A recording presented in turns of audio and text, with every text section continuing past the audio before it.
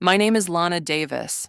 I'm 33 years old and currently working as a senior financial analyst at an insurance firm in New York City. I've built a life I'm proud of, steady, independent, and fully mine. But in my family's eyes, none of that has ever really counted. You see, I've always stood in the shadow of my older sister, Vanessa Davis. Vanessa, the perfect daughter. Vanessa, the glowing example of what a woman should be. She married her high school sweetheart at 23, had two sons before she turned 27, and was adored for being the dedicated stay-at-home mom who always had a homemade casserole in the oven and perfect Christmas photos ready by October. Meanwhile, I've been the one quietly paying my rent, growing my savings, building a solid retirement plan, and living alone in a small apartment I bought myself. I've achieved every financial goal I've ever set, but no one at the dinner table seems to notice that. They only see what's missing: a husband, a wedding ring, and children. In their minds, I'm not whole. I'm a puzzle missing its most important pieces. Every family gathering is the same chorus, a well-rehearsed performance with the same tired questions. When are you getting married? Still living alone? Lana, don't you want to make your parents proud? These questions come dressed as concern but carry the weight of judgment. I used to try to laugh them off, to brush them aside as harmless curiosity. But over the years, they've carved deep, silent wounds. I thought distance would protect me. I thought if I lived far enough away, if I stayed busy enough, maybe they'd stop expecting things from me. Maybe they'd finally see me as my own person, not just as the backup daughter, the one who was always available because she had no family of her own to worry about. But I've learned that no amount of distance can shield you from a family that's already decided what you owe them. There's a storm that's been building, and I didn't see it coming. Not really. I thought that being the outsider meant I was safe, that their focus on Vanessa meant they would leave me alone to build my life. I was wrong. In my family, duty has a way of chasing you down, no matter how far you run. And in their story, I'm not the independent sister who carved her own path. I'm the spare, the one who's supposed to step in, to sacrifice, to fix what's broken. But I've spent too many years being silent. I've spent too long letting their expectations weigh me down. This time, I won't let them decide my story. But the thing about being the outsider is that you never really escape. You just postpone the moment when they pull you back in. It began with Vanessa's marriage falling apart. She had discovered, after years of willful ignorance, that her husband had been unfaithful more times than she could count. When she finally walked away, no one blamed her. Not our parents, not our extended family. If anything, they wrapped her in layers of sympathy as if she were the only casualty.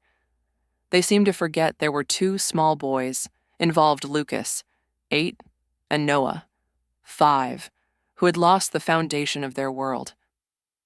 Vanessa moved back into our parents' house with the boys.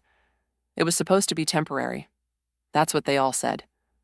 I remember nodding along when Mom explained the situation, believing it would only be for a few months until Vanessa got back on her feet. When Lucas fell from the jungle gym at school and broke his arm, I didn't hesitate. I paid the hospital bills. I sent money to help Mom repair the leaking roof that had been ignored for years. I didn't think twice. Family helps family. Right. That was the story I told myself. I told myself I was choosing to help. I didn't realize that, to them, my choice had quietly transformed into my obligation. The phone calls began to shift. They were no longer requests. They were assumptions.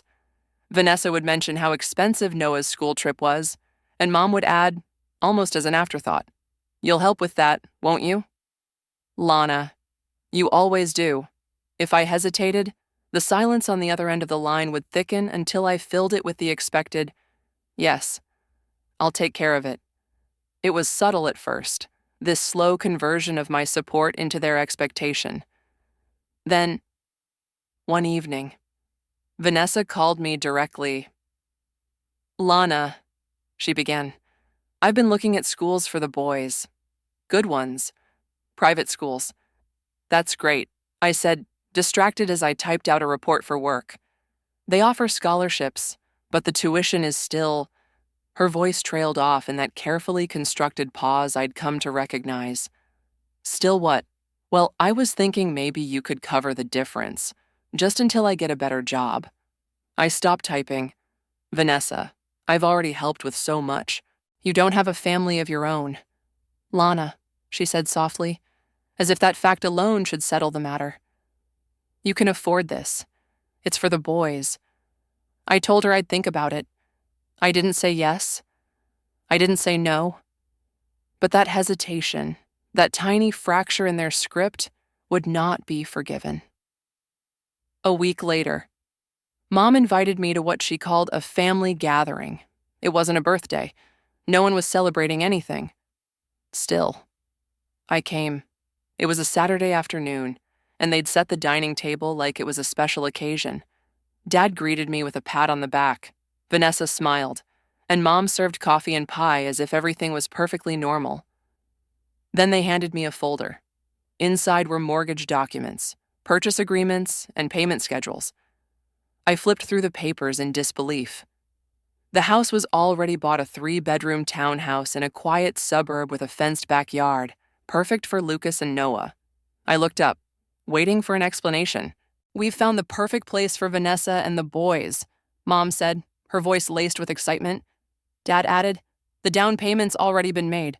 Now, the mortgage just needs to be covered. I narrowed my eyes. By who? By you, Dad said, like it was the most natural thing in the world. We've discussed this as a family. You're in the best position to handle the payments. I turned to Vanessa, but she stared down at her coffee cup. You've always been responsible. Lana, Mom chimed in, almost pleading now. You don't have a husband or kids. You've done well for yourself. This isn't a burden for you. My throat tightened. You bought a house you knew she couldn't afford, assuming I would pay for it. It's not an assumption, Dad said calmly. It's a family solution. I pushed the folder back across the table, my hands shaking. I'm not doing this. You made this decision without me, because we knew you'd resist, Mom said quietly, her eyes suddenly sharp. But you'll come around. You always do. That was the moment I realized they never asked, because they never believed I had the right to say no. I left that folder on the table and walked away, thinking the conversation would eventually die down, that they would realize how unreasonable they were. But I underestimated just how tightly they had already woven the trap around me. The next day, my phone lit up with a string of missed calls from Mom, then Vanessa, then Dad. I ignored them all, hoping silence would be enough to make them stop. It wasn't. By that evening, the text messages began flooding in, not just from my immediate family, but from cousins I hadn't spoken to in years. Aunt Diane texted me, "You can't seriously turn your back on your sister and the boys. Family means sacrifice."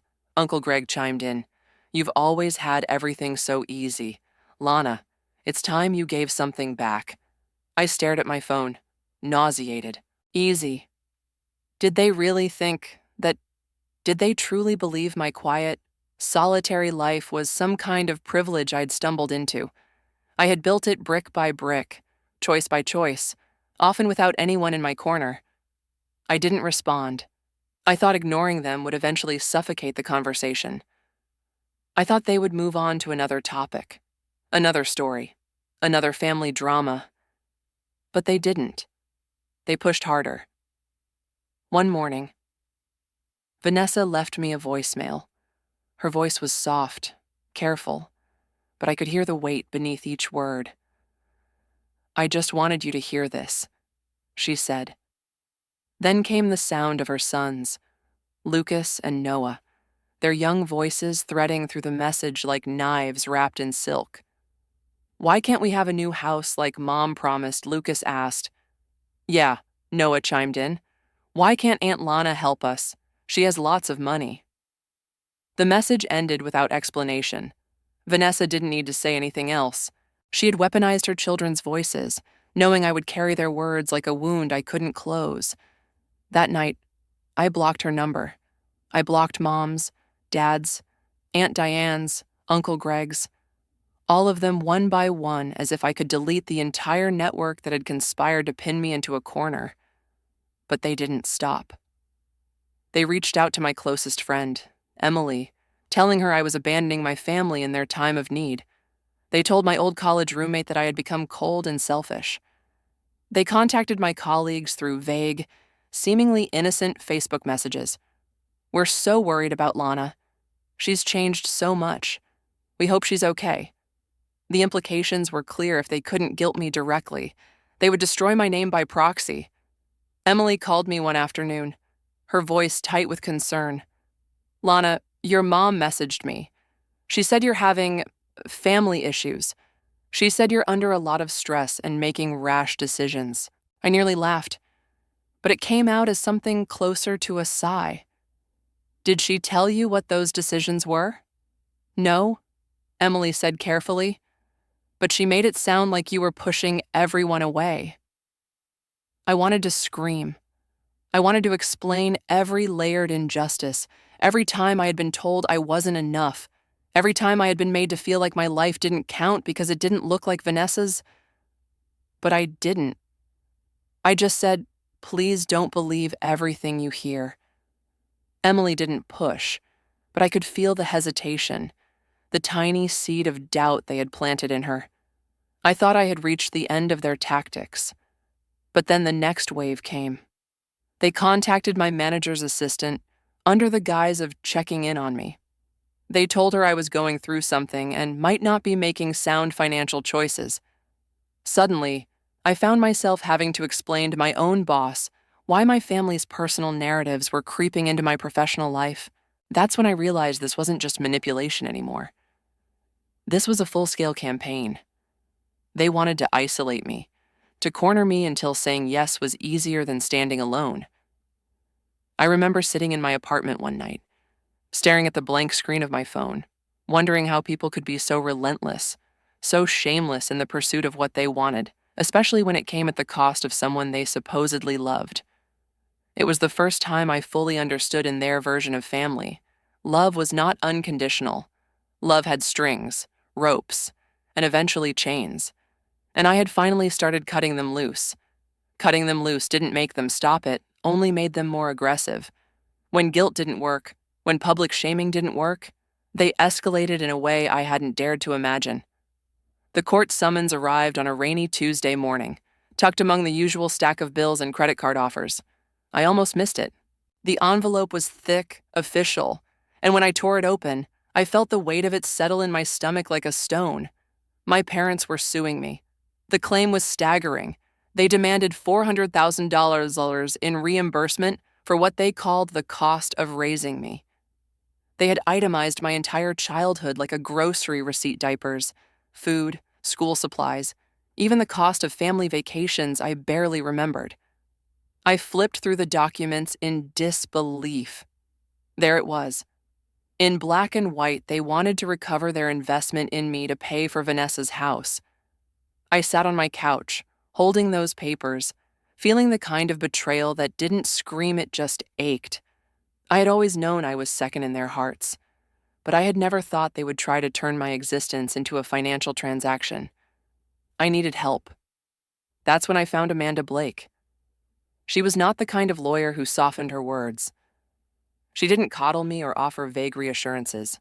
When I explained the situation, Amanda leaned back in her chair, steepled her fingers, and said flatly, "They have no legal case. Parents are required to provide for their children. It's not a debt you repay." "Then why sue me?" I asked, still trying to wrap my head around it. "They think you'll fold. They think you'll pay just to make this go away." Amanda's strategy was clear. We wouldn't just defend. We would fight back. Over the next 3 weeks, I buried myself in old emails, bank statements, text messages, anything that could prove how much I had already given. There were transfers I had long forgotten about, the thousands I sent when Dad's car broke down, the months of mortgage payments I quietly covered when Vanessa was between jobs, the school fees, the medical bills, the grocery deliveries I had scheduled for them when they said money was tight. I found crumpled receipts in drawers, digital trails, and archived emails. Each number, each transaction was a memory I had tried to put away. Every dollar I had given them had been a quiet plea, maybe this time they'll see me. Now, those same dollars were my defense. Amanda meticulously compiled the evidence. We'll prove financial independence since you were 18. We'll show a pattern of voluntary support from you to them. They're not just wrong, they're exposed. As we prepared, Amanda uncovered something else my parents' lawyer had been feeding details to the local community groups, seeding stories that painted me as an ungrateful daughter. It wasn't enough for them to win in court. They wanted me condemned in the court of public opinion, too. But Amanda wasn't interested in reputation battles. She was interested in facts. The weeks leading up to the trial were the loneliest of my life. My phone, once filled with family group chats and obligatory birthday messages, had gone completely silent. The silence wasn't peaceful. It was the heavy, pointed absence of people who had made their choice. Only one person from my family stayed, my grandmother. She called me every Sunday, brought me fresh bread from the farmer's market, and told me over and over, "You are not wrong for protecting yourself." When the court date finally arrived, I walked in wearing a navy blazer, flats, and a silver necklace my grandmother had given me when I graduated college. Amanda moved like she belonged there, confident and composed. I tried to borrow some of her steadiness, though my hands trembled. My parents sat on the other side of the aisle, Vanessa between them. She didn't look at me. She didn't need to. Her silence told me everything. Their lawyer opened with a speech dripping in false humility, insisting this was not about punishment, but fairness. They claimed they had invested their entire lives into me, and now simply asked for a portion in return to support Vanessa and her boys. Amanda stood, perfectly calm, and began to dismantle every claim, every manipulation, brick by brick. She presented the evidence of my financial independence, of the countless ways I had supported them voluntarily and repeatedly throughout my adult life. She read aloud the transfers, the receipts, the pleading text messages from my mother asking for help. She showed that not only did I not owe them anything I had already given more than most would, watching Amanda work was like watching someone carefully untangle a knot I had spent years pretending didn't exist. By the time she finished, I could feel the shift in the room. The judge leaned forward, looked at my parents, and asked, "Why exactly? Did you believe your daughter would be responsible for your other child's mortgage?" My father stammered something about family duty. My mother whispered, "She has no family of her own. She should want to help." The judge sat back, unimpressed. "That's not how legal obligations work," he said. In that moment, I realized I wasn't just defending myself. I was finally breaking free. I thought the hardest part was showing up that first day. I thought if I could just sit there, face them, survive the weight of their betrayal, I would somehow make it through. But the trial didn't just test my resolve, it tested every fracture in our family, every unspoken rule they thought I would never dare to break. The courtroom was painfully ordinary. Beige walls, dull carpet, plastic chairs that made no effort to soften the experience. On the left side, my parents sat with Vanessa, flanked by aunts, uncles, and cousins who had chosen their side without hesitation. On my side, there was only Amanda and my grandmother. Two people against a sea of familiar faces turned unfamiliar in their judgment. When the judge entered, the room snapped to attention. He was older, with sharp eyes and the quiet patience of someone who had heard every version of the same family tragedies. He took his seat, reviewed the file, and began. My parents' lawyer went first. He stood, polite and composed, but his words were laced with the same entitlement I had heard for months. He laid out their argument that my parents had invested deeply in me financially, emotionally, practically, and now, in their time of need, it was my turn to contribute. He pointed to the detailed list of expenses they had submitted: diapers, formula, school tuition, clothing, even birthday parties and vacations from when I was a child. They had even assigned monetary value to what they called emotional support during adolescence. The way they packaged my upbringing into cold, calculated costs made me feel like a product, not a daughter. Amanda remained perfectly still as he spoke, her only movement the occasional flick of her pen across her notepad. When it was her turn, she rose slowly and began by addressing the core of the issue. "Your Honor," she said, her voice steady, "this case is not about financial debt. It is about emotional leverage. My client, Ms. Lana Davis, has been financially independent since the age of 18. In fact, the evidence shows she has provided consistent financial support to her parents and sister over the years' contributions that far exceed any traditional expectation of familial assistance." She handed over the file we had compiled: bank statements, wire transfers, email threads, and text messages. Amanda read aloud from several of them, making sure the room heard my mother's familiar phrasing, "Just this once. You're the only one we can count on. You're doing so well you can afford to help." Each line peeled away the illusion that my support had been voluntary in their eyes. They had expected it, demanded it. Amanda then turned to the financial breakdown my parents had provided and methodically dismantled it. "Your Honor, they are attempting to charge Ms. Davis for food, clothing, and shelter provided to her as a minor expenses that are a legal obligation of any parent.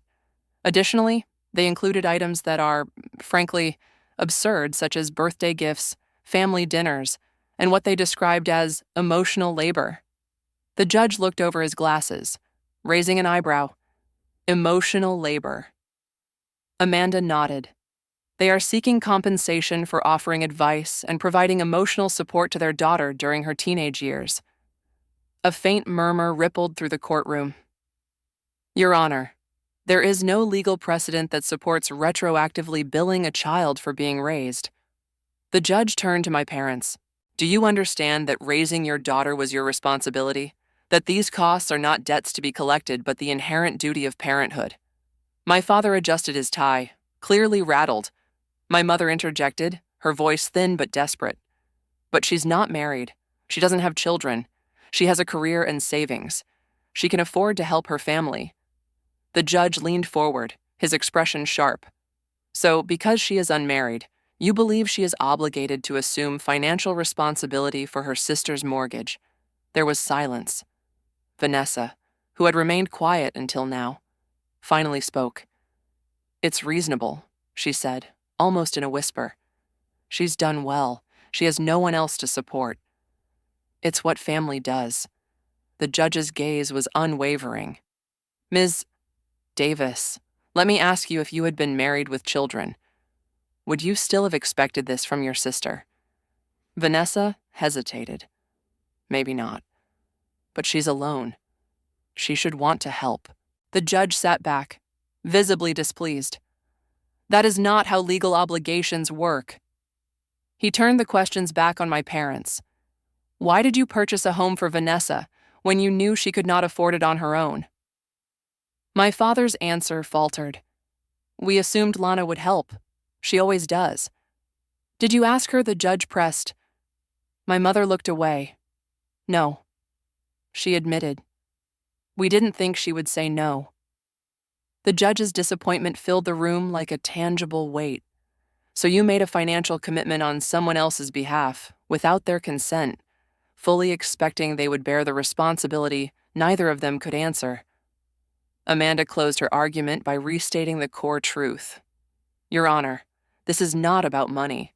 This is about coercion disguised as family duty. My client has given generously for years. What is being demanded of her now is not support, it is submission." When the judge announced his decision, his words were measured but firm. After reviewing the evidence, I find the plaintiff's claim to be without merit. The financial responsibilities of parenthood are not debts to be reclaimed. Furthermore, the court recognizes that Ms. Davis has already provided substantial, voluntary support to her family. He paused, his gaze settling on my parents. "Frankly, I find this lawsuit to be both unreasonable and deeply disappointing. The case was dismissed. I didn't cry. I didn't celebrate. I simply sat there, feeling the slow, steady breath of relief returning to my lungs for the first time in months. My grandmother squeezed my hand as we stood to leave. "You held steady," she whispered. "That's more than anyone else in that room can say." As we walked out, I realized that I had not only won the case, I had reclaimed my voice. I had drawn a line that they would never cross again. The courtroom victory should have been the end. But with my family, things never truly end. They just shift, take on new forms, find new cracks to slip through. 2 weeks after the verdict, my grandmother called. Her voice, usually steady, was tinged with something sharper. "They came by yesterday," she said. She didn't need to say who. I knew. "They asked me to release part of their inheritance early." She continued. "They said it would help Vanessa pay off the rest of the mortgage."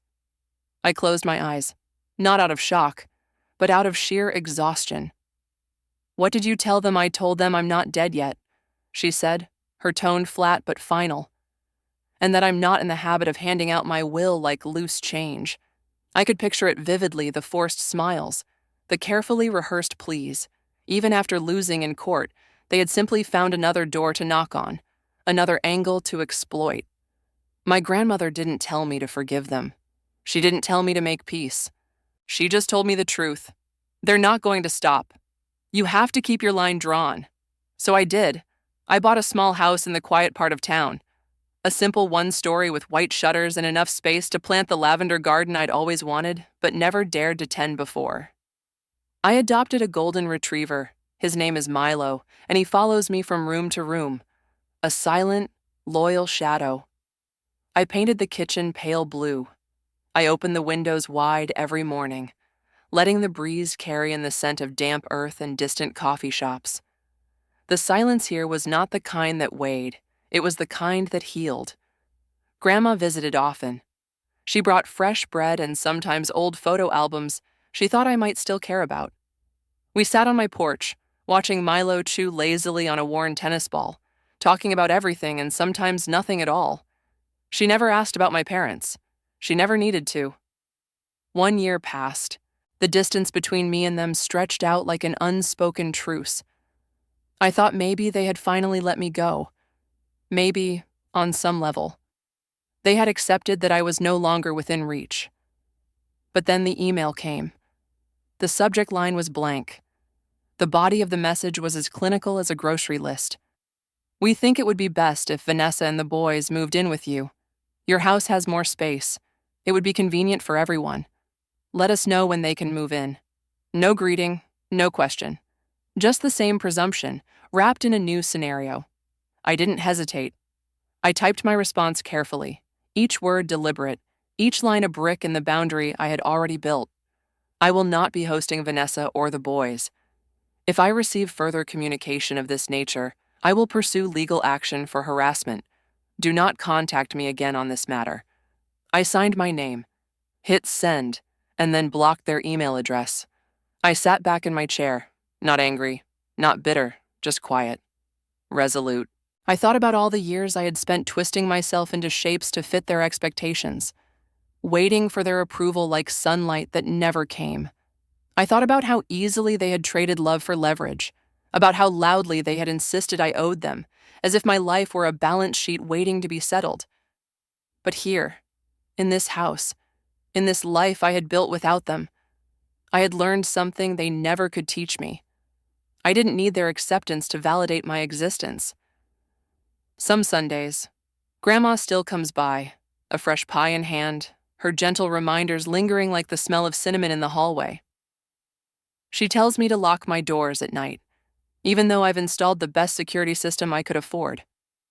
Milo curls at my feet, a warm weight against the cool floor, and the house feels full enough.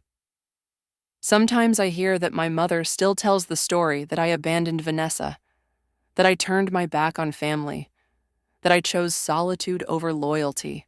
I don't respond. I don't try to correct her version of events. There is no winning with people who have already written the ending they need to believe. But not everyone is willing to listen to that story forever. Grandma once told me that at a recent family gathering. My aunt asked her to stop bringing it up. No one wants to hear it anymore, she had said, waving it away like an old ghost. That, I'll admit, made me smile. There are days I still wonder about Lucas and Noah. I wonder what they've been told. I wonder if, someday, they will look for me. But I don't wait for that day. I don't build my peace on the hope of a future reconciliation. I build it here, in the present, where I decide who I am and who I am not. I don't need to be understood by everyone. I don't need to defend my choices. Some things don't require an explanation. Some things just require the courage to choose yourself. And I've chosen, as I stand by the window, the afternoon light folding across the lavender in bloom. Milo lifts his head, watching me quietly. I turn away from the inbox, from the noise I've silenced, from the people I've left behind, and I reach for the door. I open it and step outside. Because dignity, real dignity, is never something anyone can take from you.